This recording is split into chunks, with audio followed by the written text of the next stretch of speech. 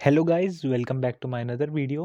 आज की वीडियो में हम डिस्कस करने वाले हैं आईसीएससी क्लास 10th बायोलॉजी का चैप्टर सेंस ऑर्गन। तो गाइस, ये इस चैप्टर का सेकंड पार्ट है। मैंने इसका पहला पार्ट अपनी पहली वीडियो में अपलोड कर दिया है। अगर वो आपने अभी तक नहीं देखा है तो मैं उसका लिंक डिस्क्रिप्शन में डाल दूंगा, आप वहाँ से जाके उसे देख सकते हैं। तो चलिए गाइज, बिना टाइम वेस्ट करते हुए डायरेक्टली शुरू करते हैं आज के अपने पहले टॉपिक लेंस से। गाइज, जो हमारा लेंस होता है, हमारा लेंस एक बाइकॉन्वेक्स क्रिस्टलाइन बॉडी होता है। ठीक है, अब ये जो आप इस शेप का स्ट्रक्चर देख रहे हैं, इसे बाइकॉन्वेक्स स्ट्रक्चर कहते हैं। ठीक है, तो गाइज जो हमारा लेंस है वो बाइकॉन्वेक्स स्ट्रक्चर है और ये लेंस फाइबर से मिलके बना हुआ होता है। ठीक है, अब जो हमारे लेंस फाइबर्स रहते हैं, ये अपनी जगह पे सेंसरी लिगामेंट की मदद से रहते हैं। ठीक है, ये सेंसरी लिगामेंट क्या करता है, लेंस फाइबर को उनकी जगह पे फिक्स्ड रखता है। ठीक है, अब जो ये सेंसरी लिगामेंट्स हैं, ये सीलरी बॉडी से अटैच्ड रहते हैं। ठीक है, अब देखिए, जो सीलरी बॉडी होता है, सीलरी बॉडी का काम क्या होता है कि सीलरी बॉडी के अंदर मसल्स प्रेजेंट रहती हैं। ठीक है, और ये जो मसल्स हैं, ये आई के शेप को चेंज करती हैं। ठीक है, मतलब ये कभी उन्हें कॉन्ट्रैक्ट करेगी, कभी रिलैक्स करेगी, जिसकी मदद से क्या होता है कि हमें डिफरेंट डिफरेंट दूरी पे रखे हुए ऑब्जेक्ट्स को देखने में आसानी होती है। गाइज, अब बात कर लेते हैं चैम्बर्स ऑफ द आई। ठीक है, हमारी आई जो रहती है, इसमें दो मेन चैम्बर प्रेजेंट रहते हैं। पहला एक्वस चैम्बर, दूसरा विट्रस चैम्बर। तो जो हमारा आईज रहती है, वो इनर कैविटी के अंदर हमारी आईबॉल सिचुएटेड होती है। ये मैंने आपको पहले भी बताया है। ठीक है, अब जो हमारी आईबॉल रहती है, वो फ्रंट पोर्शन में भी और बैक पोर्शन में भी, दोनों साइड क्या, एक फ्लूइड से सराउंडेड रहती है। ठीक है, जो आगे हमारा फ्रंट पार्ट होता है आईज का, उसमें एक्वस ह्यूमर नाम का वाटरली फ्लूइड प्रेजेंट रहता है। ठीक है, अब जो हमारा एक्वस ह्यूमर है, उसके दो फंक्शंस होते हैं। पहला, वो हमारे आई लेंस को मॉइस्ट रखता है और प्रोटेक्टेड रखता है फिजिकल शॉक से। ठीक है, और दूसरा, वो रिफ्रैक्ट कर देता है लाइट को। अब बात कर लेते हैं विट्रस चैम्बर की। तो जो हमारा विट्रस चैम्बर होता है, वो कौन सा पोर्शन है जो हमारे आईबॉल के पीछे लोकेटेड रहता है। ठीक है, बिहाइंड द लेंस जो चैम्बर लोकेटेड रहता है, उसे विट्रस चैम्बर बोलते हैं। जो विट्रस चैम्बर रहता है, वो एक जेली लाइक थिक फ्लूइड से सराउंडेड रहता है और उस फ्लूइड को हम विट्रस ह्यूमर कहते हैं। ठीक है, अब जो हमारा विट्रस ह्यूमर रहता है, उसके भी दो फंक्शंस होते हैं, जैसे कि हमारे एक्वस ह्यूमर के थे। तो विट्रस ह्यूमर के दो फंक्शन क्या है। पहला, वो हमारे आईज की शेप को, आईबॉल की शेप को मेंटेन रखता है। दूसरा, वो रेटिना और उसकी जो नर्व एंडिंग है, उसे प्रोटेक्टेड रखता है। ये दो हो गए हमारे विट्रस चैम्बर और एक्वस चैम्बर। आई होप आपको ये दोनों क्लियरली समझ में आ गए होंगे। अब बात कर लेते हैं कि हाउ डू वी सी, मतलब हम देखते कैसे हैं। तो हमारे देखने में, कि हम किसी भी चीज को कैसे देखते हैं, वो चार स्टेप्स में डिवाइडेड है, या फिर हम चार स्टेप की मदद से किसी भी चीज को देख पाते हैं। पहला, एंट्री ऑफ लाइट। दूसरा, फोकसिंग ऑफ द इमेज। तीसरा, ट्रांसमिशन ऑफ नर्व इंपल्स। और चौथा, इंटरप्रिटेशन बाय द ब्रेन। तो सबसे पहले बात कर लेते हैं एंटर ऑफ लाइट रेज की। तो जो लाइट रेज है गाइज, वो किसी भी ऑब्जेक्ट से टकरा के हमारी आईज में आती हैं।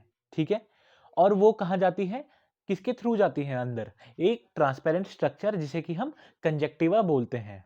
कंजक्टिवा, फिर कॉर्निया, फिर एक्वस ह्यूमर, फिर लेंस और फिर विट्रस ह्यूमर।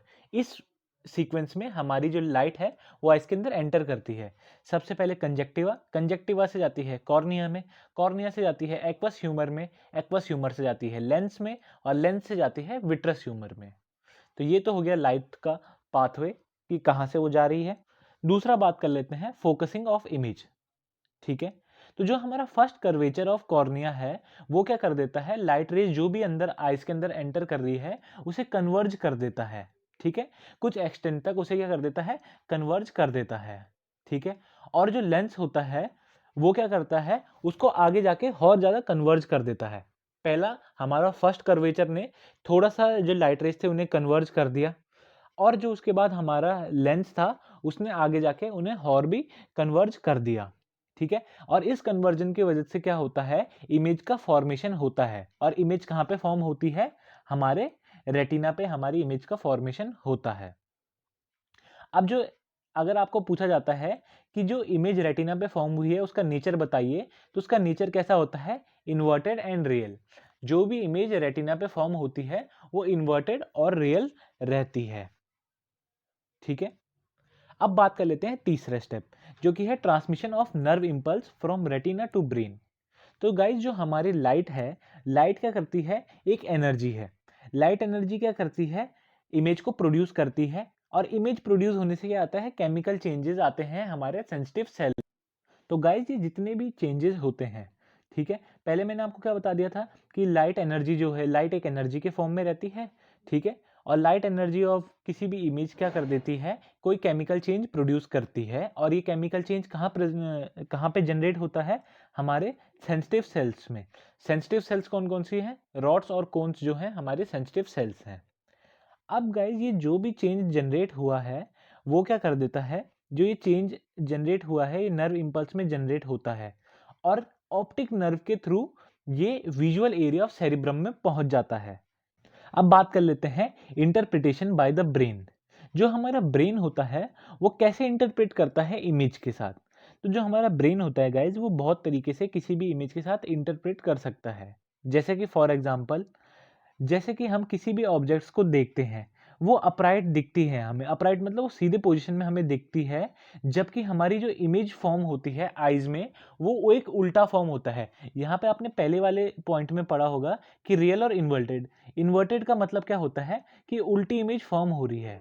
तो इंटरप्रिटेशन ऑफ ब्रेन किस तरीके से होता है कि हमारा ब्रेन जो है, भले ही हमारे रेटिना में एक इन्वर्टेड इमेज फॉर्म हो रही है, तब भी हमारे ब्रेन के इंटरप्रिटेशन की वजह से वो इमेज हमें सीधी दिखाई देती है।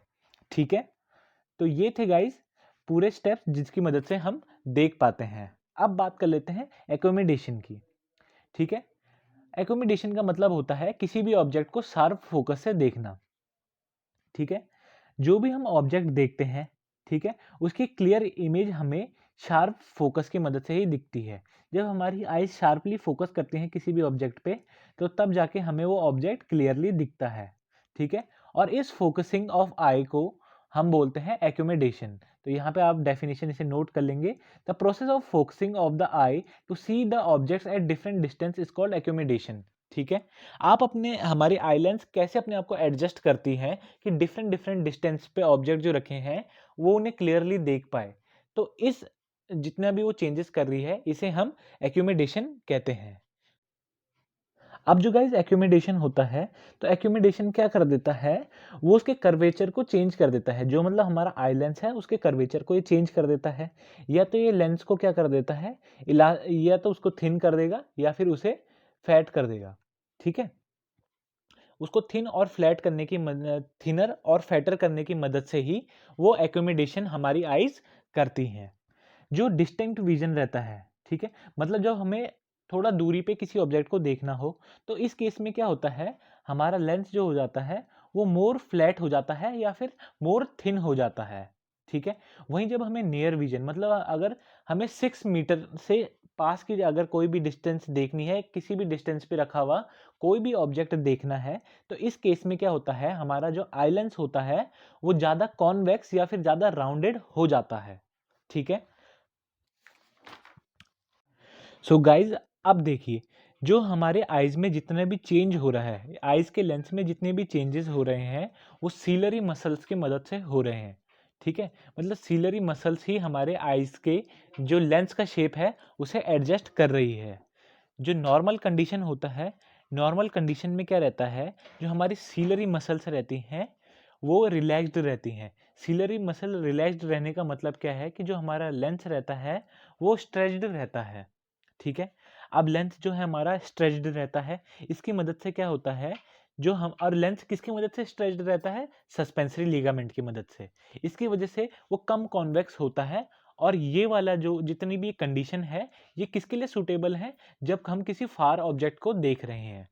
वहीं गाइस जब हमें किसी नियरर ऑब्जेक्ट को देखना होता है, ठीक है, तो इस केस में क्या होता है कि जो हमारी सीलरी बॉडी रहती है वो कॉन्ट्रैक्ट कर जाती है, जो सीलरी मसल है वो कॉन्ट्रैक्ट कर देती है, जिसकी वजह से क्या होता है कि हमारा जो लेंस रहता है वो लूज हो जाता है। और लेंस की लूज होने की वजह से क्या होता है, जो हमारा लेंस है, ठीक है, अगर आप ही देखिए किसी आप एक रबड़ की शीट है, जब आप उसे ज़्यादा खींचेंगे तो स्ट्रेच होने पे वो पतली हो जाएगी, और वहीं जब आप उसे छोड़ देंगे और वो रिलैक्स हो जाएगी तो उस केस में क्या हो जाएगी, वो थोड़ा थिक हो जाएगी। ठीक है, तो ऐसे ही जब हमारे लेंस को भी हम छोड़ देते हैं या फिर उसका टेंशन रिलीज कर देते हैं तो वो मोर राउंड और थिक हो जाता है। और लेंस का ये वाला जो कंडीशन है लेंस की, ये कब अच्छी रहती है, जब हमें डिस्टेंस पे रखे हुए ऑब्जेक्ट को देखना होता है। ठीक है, सो गाइज आज की वीडियो को हम यहीं एंड करते हैं। आई होप आपको वीडियो अच्छी लगी होगी।